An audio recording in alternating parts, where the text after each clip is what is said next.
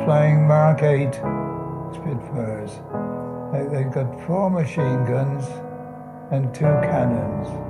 We were all patriotic. We all wanted to fly British. And the Spitfire had got such a name for itself. You can believe most of what you hear. It was a wonderful machine to handle, and it was very, very light on the controls. It would do anything you want immediately. The engine was very noisy taking off, and you were pleased to hear that noise. But once you throttle back, well, I don't know, it's almost like shutting it down. It's lovely.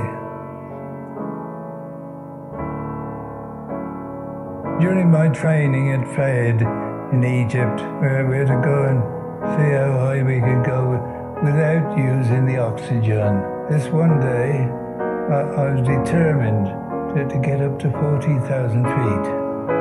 I was flying over the Suez Canal. Visibility was almost limitless, and I could see both ends of it in one go.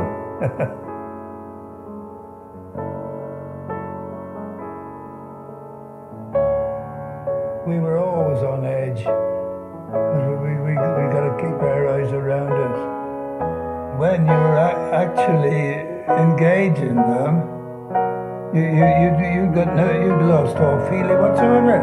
One time I knocked all the skin off my knuckles and everything. And I didn't feel it till afterwards. They prefer to attack from below, the Japanese. That's our blind area underneath. Gotta watch it even so. Even if you had to do a roll every now and again to have a look underneath. It got a marvelous performance. We were better on the climb than the Japs, and better handling in the dive than they were. You could catch them in a dive. A very important thing in aerial combat.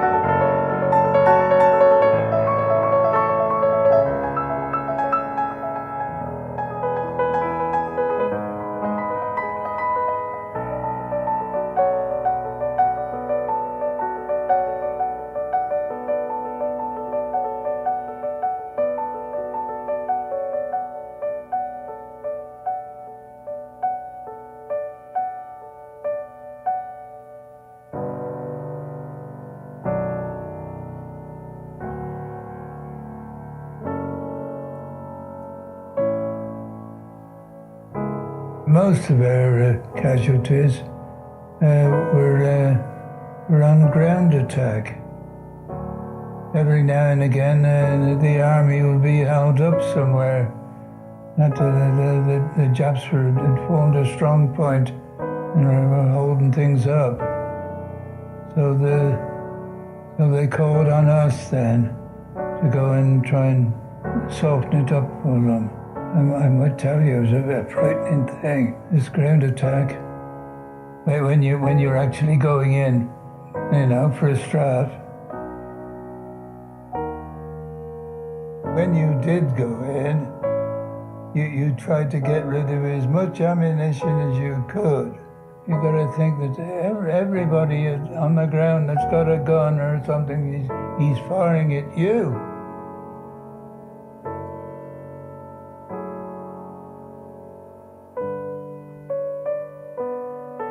Well, when I first joined the squadron, I didn't know anybody. So I hadn't got any attachment to any of them, really. But the longer I was on the squadron, the better I got to know people. You form sort of friendships. And we did have quite a few losses. The first 2 or 3, they were still strangers to me. And then one day, 2 of us had been sharing a tent. We were both the same rank, warrant officer. Ray Newsom, he came from up Newcastle way. And one day he was shot down. Yes. They were going over enemy territory, firing at anything that's, was worthwhile. But they were engaged by a similar number. Unfortunate for me, I wasn't on it, because this happened in the morning and I wasn't flying till the afternoon. I was actually walking down the flight, and the B flight commander met me on the way. He just said, Ray's gone. Just a matter of fact. I said, what do you mean? He didn't come back. I hurried on down then to get to the flight to find out what had been going on. He said, Ray's gone.